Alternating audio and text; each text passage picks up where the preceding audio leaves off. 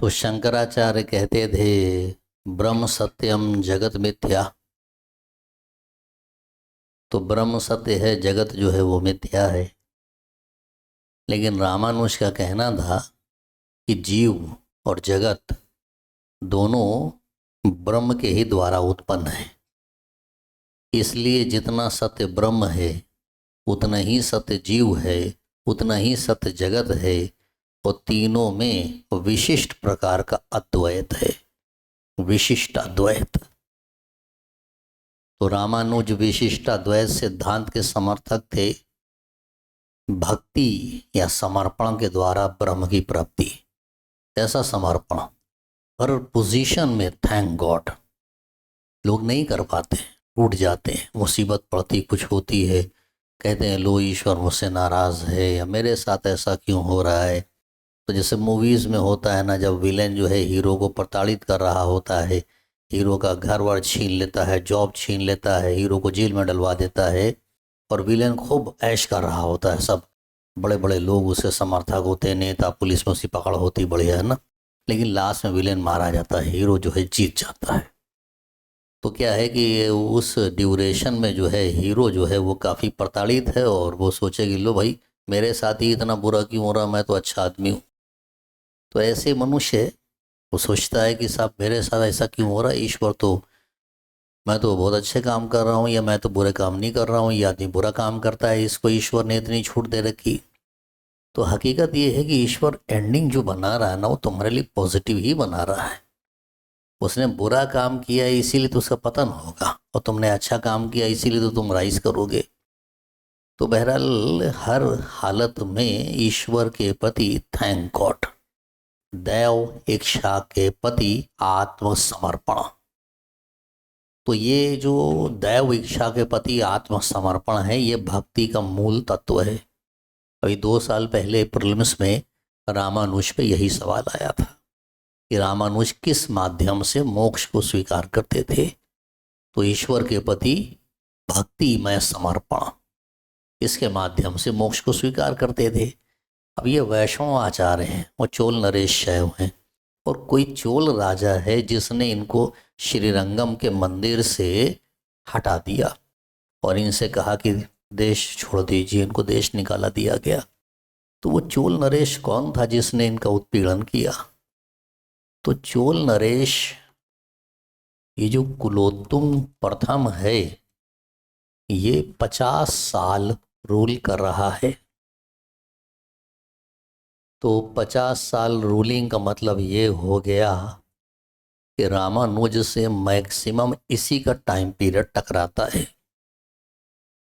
South के प्रसिद्ध विद्वान इनके शास्त्री, उन्होंने ये लिखा है कि 1118 में रामानुज ने श्रीरंगम छोड़ा। 1122 में वापसी हुई है। तो इससे तो यही लग रहा है कि कुलोत्तुंग प्रथम ने उनका उत्पीड़न किया है। 1120 में मर गया है जब, तो 22 में रामानुज जो है वापस आ पाए। तो रामानुज को श्रीरंगपट्टनम से देश निकाला देने वाला राजा कुलोत्तुंग प्रथम था। किसने लिखा है? इनके शास्त्री ने लिखा है। लेकिन ये कुलोत्तुंग प्रथम जो है वो इस राजा को जब जनता ने विद्रोह करके मार दिया, तो कुलोत्तुंग ने इसी का बेनिफिट उठाया था और सत्ता हासिल कर ली थी 1070 ईस्वी। अधिराजेंद्र ने रामानुज का उत्पीड़न किया, ये बात जो है भट्टाचार्य ने अपने इतिहास कोश में लिखी है। और केसी श्रीवास्तव भी इस बात को एक्सेप्ट करते हैं कि रामानुज का उत्पीड़न करने वाला चोल नरेश अधिराजेंद्र ही था। रामानुज का उत्पीड़न किस चोल नरेश ने किया, इस पर एक व्यू ये भी है कि ये उत्पीड़न जो है वो कुलोत्तुंग द्वितीय ने किया, जो 1133 ईस्वी में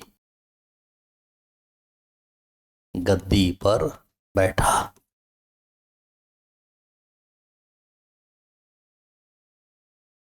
तो 1133 ईस्वी में गद्दी पर बैठा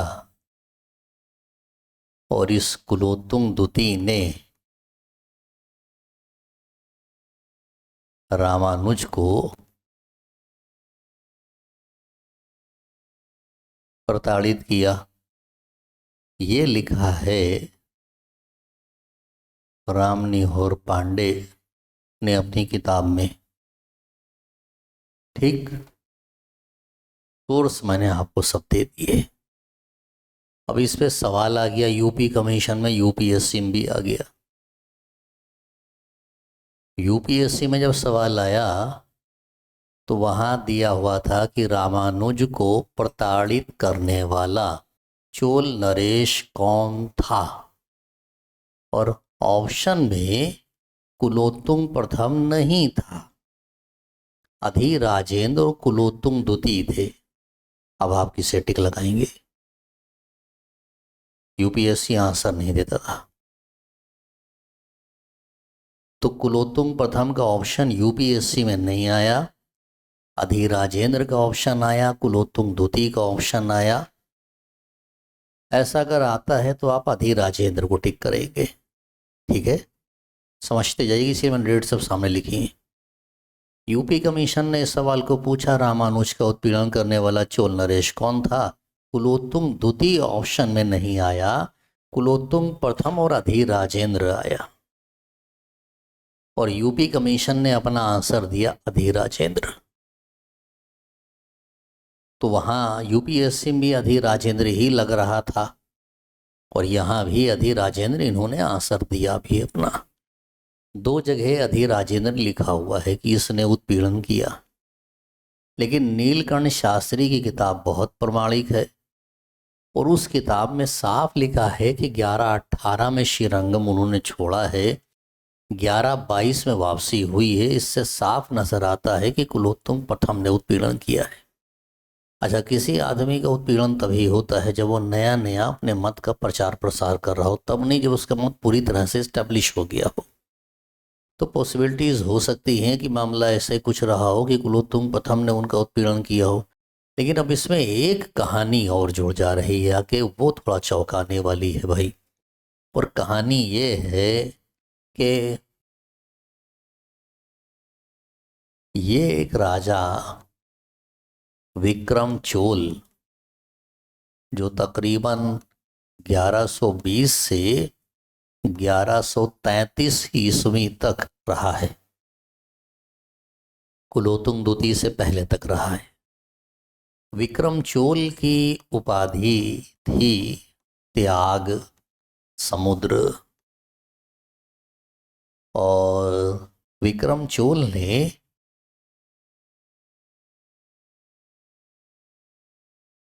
विष्णु की प्रतिमा को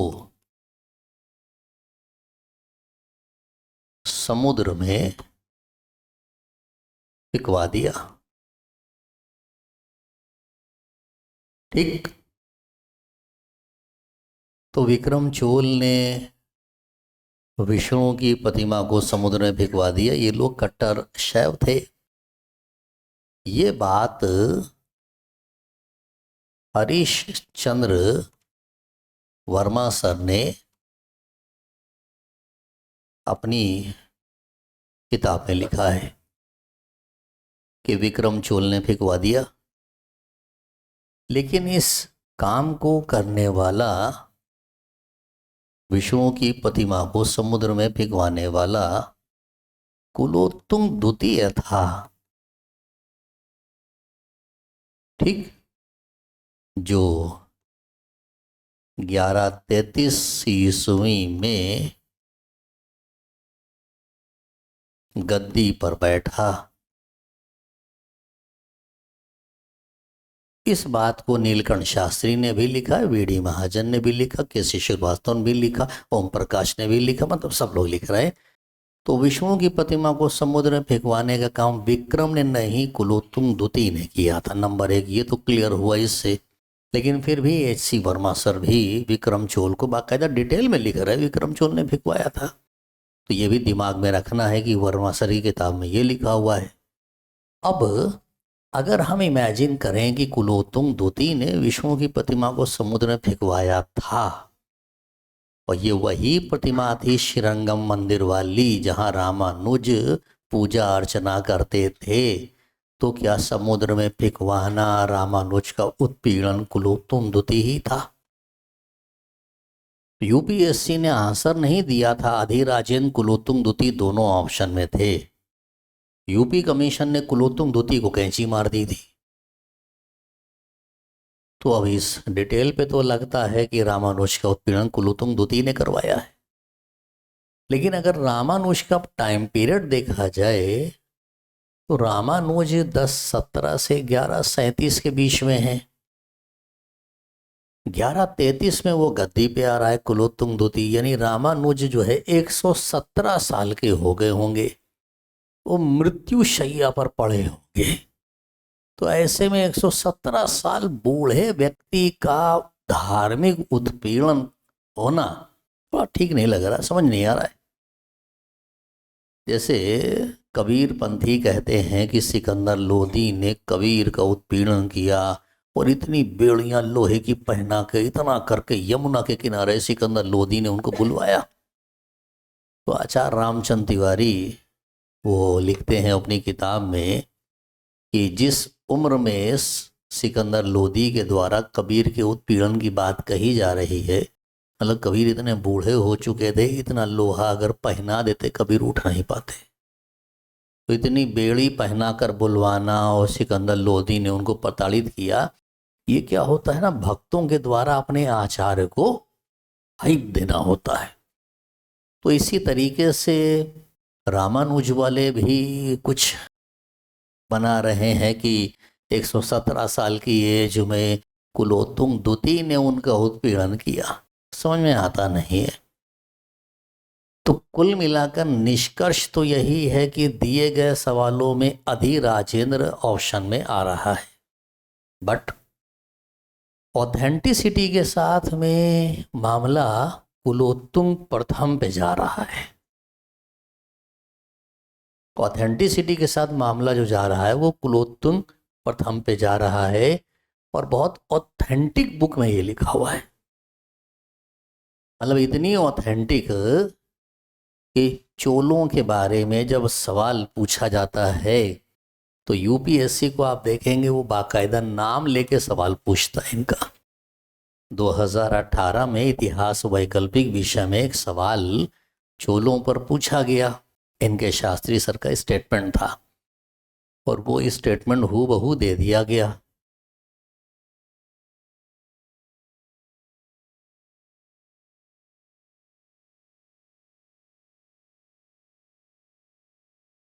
निसंदेह ये एक स्वतंत्र राज्य नहीं था, ये इनके प्रकारेण ये एक राज्य था। के एन शास्त्री चोला देश में स्थानीय सुशासन संस्थाओं की प्रकृति पर विचार व्यक्त कीजिए, नाम लेकर स्टेटमेंट दिया गया। शास्त्री जी जो है चोलों को एक राज्य ही नहीं मानते। खैर ये सब हिस्टोरियोग्राफी का है, जीएस का विषय नहीं है, वो वैकल्पिक विषय वालों के लिए छोड़ दीजिए। राज्य साम्राज्य में अंतर क्या होता है, राज्य के गुण क्या होते हैं, मराठा राज्य था कि मराठा साम्राज्य था, साम्राज्य था भी कि नहीं था, तो ये सब वो हिस्टोरियोग्राफी के लिए छोड़ दीजिए। लेकिन फिलहाल यहाँ पर बहुत ऑथेंटिसिटी के साथ जो मामले आ रहे हैं कुलोत्तुंग प्रथम पे आ रहे हैं, फिर भी आप प्रश्नानुसार चलेंगे। यूपी कमीशन का तो स्टैंड क्लियर है, अधिराजेंद्र, कोई लॉजिक नहीं लगाना है आपको। अधिराजेंद्र मैंने बता दिया आपको, भट्टाचार्य के इतिहास कोश में है और केसी श्रीवास्तव ने भी इसको लिखा हुआ है। ठीक, कुलोत्तुंग द्वितीय पे भी चांस बनना है क्योंकि उसी ने विष्णु की प्रतिमा को उठा के समुद्र में फेंकवाया है, और रामनिहोर पांडे कुलोत्तुंग द्वितीय को ही लिख रहे हैं। इसी ने रामानुज का उत्पीड़न किया है। वही प्रतिमा रामानुज ने दोबारा इस्टेब्लिश करवाई थी, ये बात भी सच है। तो शायद हो सकता है कि भाई ये वाला जो मामला रहा हो वो कुलोत्तुंग द्वितीय का रहा हो। बहरहाल इतनी सारी डिटेल मैंने बता दी है। हो सकता है इसमें से सबको ही सवाल आ जाए किसने विष्णु की प्रतिमा फेंकवाई थी, कौन सी प्रतिमा दोबारा, किस शासक के काल में रामानुज ने विष्णु की प्रतिमा को दोबारा स्थापित करवाया था, रामानुज किस मंदिर में शिक्षण कार्य करते थे, है ना। इस तरह का सवाल आ जाए। कोई ज़रूरी थोड़ी ना रामानुज के उत्पीड़न वाला ही सवाल आ जाए। उत्पीड़न के सवाल पे अधीर राजेंद्र यूपी कमीशन क्लियर है, यूपीएससी वाला मामला है तो वहाँ विकल्प देख लीजिएगा। अगर यूपीएससी कुलोत्तुंग प्रथम का विकल्प ले ले तो तुम उसी को टिक मार देना। तुमको सोर्सेस मैंने सब बता दिए, ठीक। अब एग्जाम की तैयारी को और बेहतर करने के लिए हमारे चैनल को लाइक, शेयर और सब्सक्राइब करना ना भूलें।